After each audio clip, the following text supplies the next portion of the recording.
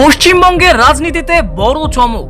Exit pole সামনে আসতেই বদলে যাচ্ছে সমীকরণ, উত্তপ্ত হচ্ছে রাজনৈতিক মহল। আজ আমরা বিশ্লেষণ করব কোন কোন বিধানসভায় তৃণমূলের হাতছাড়া হচ্ছে আসন, আর কোথায় শক্তিশালী হয়ে উঠছে আইএসএফ। সবচেয়ে বড় চমক ভাঙড়। এই আসনে দীর্ঘদিন ধরে শক্তিশালী অবস্থানে ছিল তৃণমূল, কিন্তু এবারের এক্সিট পোল বলছে চিত্রটা সম্পূর্ণ বদলে গেছে। ভাঙড়ে এগিয়ে যাচ্ছে আইএসএফ, আর বড় ধাক্কা খাচ্ছে তৃণমূল।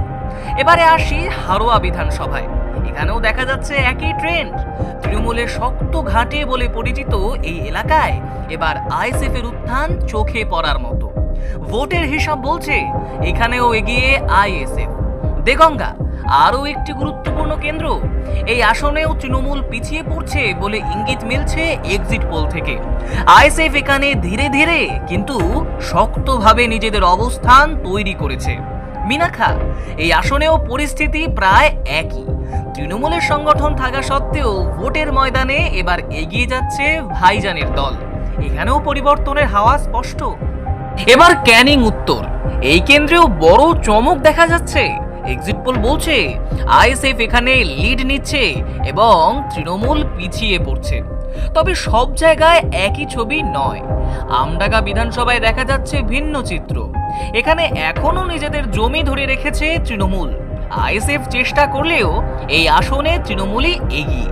এবার যদি পুরো সমীকরণটা দেখা যায়, ভাঙড়, হারোয়া, দেগঙ্গা, মিনাখা, ক্যানিং উত্তর, এই 5টি আসনে এগিয়ে আইএসএফ। আর আমডাঙ্গা এই একমাত্র আসন যেখানে এগিয়ে তৃণমূল। অর্থাৎ মোট সমীকরণ দাঁড়াচ্ছে আইএসএফ এগিয়ে 5টি আসনে, তৃণমূল এগিয়ে মাত্র 1টিতে। এই ফলাফল যদি সত্যি হয় তাহলে তা হবে বড় রাজনৈতিক বার্তা। বিশেষ করে দক্ষিণ ও উত্তর 24 পরগনায় আইএসএফ এর শক্তি বাড়ার ইঙ্গিত স্পষ্ট। তবে মনে রাখতে হবে, শুধুমাত্র এক্সিট পোলের হিসাব হলো এটি। চূড়ান্ত ফলাফল ঘোষণা না হওয়া পর্যন্ত কিছুই নিশ্চিত নয়। শেষ পর্যন্ত কি হবে? তৃণমূল কি ঘুরে দাঁড়াবে, নাকি আইএসএফ তৈরি করবে নতুন ইতিহাস? সব প্রশ্নের উত্তর মিলবে ফল প্রকাশের দিন। ততক্ষণ নজর রাখুন রাজ্যের সবচেয়ে বড় রাজনৈতিক লড়াইয়ের উপর। ডেস্ক রিপোর্ট, কলকাতা সংবাদ। হচ্ছে দেখে নিয়েছে আমডাঙ্গা হাতছাড়া হচ্ছে, দেখে নিয়েছে মধ্যমগ্রাম হাতছাড়া হচ্ছে, অশোকনগর হাতছাড়া হচ্ছে, হাড়োয়া হাতছাড়া হচ্ছে, মিনাখা হাতছাড়া হচ্ছে, দেগঙ্গা হাতছাড়া হচ্ছে, ক্যানিং পূর্ব হাতছাড়া হচ্ছে। ভাঙড় তো আর কোনো কথাই নাই। এবারে মানুষকে অভিষেক বাবুর কথাতে বলছি, অমিত শাহর দিল্লি পুলিশ তাকে নিরাপত্তা দেয়, তখন ভালো লাগে?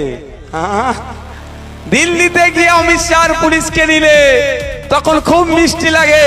আর নওশাদ সিদ্দিকী কোর্টে লড়াই করে সিআইএসএফ নিলে তখন ঝাল লাগে। এখন অভিষেক বাবু নওশাদকে নিয়ে পড়েছে।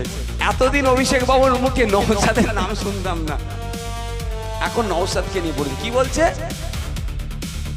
অমিত শাহজির দেওয়া সিকিউরিটি ছেড়ে দিক, তাই তো?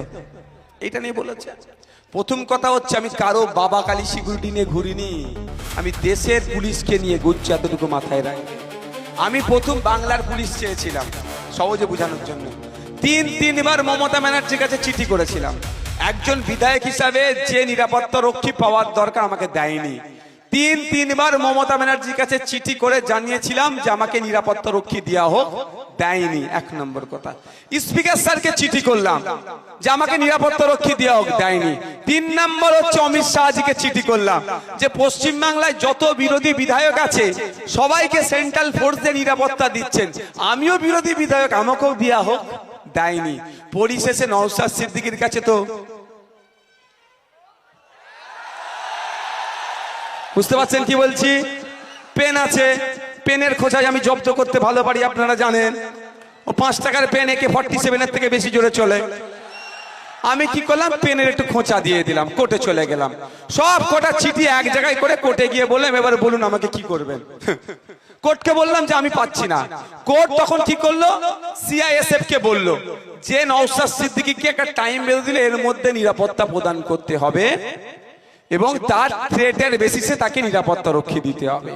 এবার বলুন, আমি কারো বাবা কালী সিকিউরিটি নিয়ে ঘুরছি? কারো নিয়ে ঘুরছি? এরপরে আমাকে একটা চ্যালেঞ্জ করেছে যে অমিত শাহর পুলিশকে ছেড়ে দাও, দিদি পুলিশ, রাজ্য পুলিশ দিয়ে দেবে।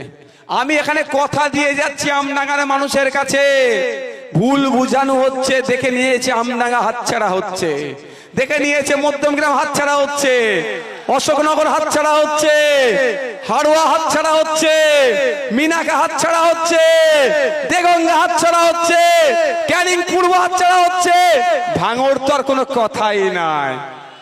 এবারে মানুষকে ভুল বুঝিয়ে যদি মাইন্ডকে ডাইভার্ট করানো যায়, কি বলেছে নওশাদ সিদ্দিকী যদি সিকিউরিটি ছেড়ে দেয় দিদি অর্থাৎ রাজ্য পুলিশ দিয়ে দেবে। আমি কথা দিয়ে যাচ্ছি, আমি রাজ্য পুলিশও নেব না, এদেরকে কালকেই ছেড়ে দেবো। আমাকে একটা অভিষেক ব্যানার্জি লিখিত দিক, অভিষেক ব্যানার্জি যখন দিল্লি যাবে পার্লামেন্টে, তখন এয়ারপোর্টে যখন ফ্লাইট থেকে নামবে, এয়ারপোর্টের মুখ পর্যন্ত সিআইএসএফ তাকে গার্ড করে পার করে দেয়। এই পার করাটা তিনি আর নেবেন না। এক নম্বর, কলকাতা বিমানবন্দর থেকে যখন যাই সিআইএসএফ এর গেট দিয়ে পার করে, সেখানে এই সিআইএসএফই থাকে, সেটা নেবে না, বলে দিক এক নম্বর। দ্বিতীয় কথা, দিল্লিতে যখন যায় এয়ারপোর্ট থেকে বেরিয়ে পার্লামেন্ট বা ওনার বাসভবন বা যেখানে উনি থাকেন, সেখানে যখন যান কার পুলিশ তাকে নিরাপত্তা দেয়? এই অভিষেক বাবুর কথাতে বলছি, অমিত শাহর দিল্লি পুলিশ তাকে নিরাপত্তা দেয়। তখন ভালো লাগে? দিল্লিতে গিয়ে অমিত শাহর পুলিশকে নিলে তখন খুব মিষ্টি লাগে। আর নওশাদ সিদ্দিকী কোর্টে লড়াই করে সিআইএসএফ নিলে তখন ঝাল লাগে কেন বাবু? শুধু তাই নয়, উনার পিসিমণি কদিন আগে দেখেছিলেন উত্তরপ্রদেশে গিয়েছিল, গিয়ে মন্দিরে পুজো দিয়েছেন। সে পুজো দেবেন কি করবেন আমার ভিতরে বিরোধিতা নাই বা পক্ষ আমি তার নিনি, যার যা ইচ্ছা করবে। সেই উত্তরপ্রদেশে যখন গিয়েছিল, উত্তরপ্রদেশ পুলিশ তথা যোগী পুলিশের সহযোগিতা কেন নিল? তার বেলায় অসমে যাবেন, কদিন পরে শুনছি প্রার্থী দিয়েছে, তাহলে অসমে গিয়ে অসম পুলিশের সহযোগিতা বা গৌহাটি সিটি পুলিশের সহযোগিতা কেন নেবে? বলে কথাই আছে না, নিজের বেলায় আটি আটি পরের বেলায়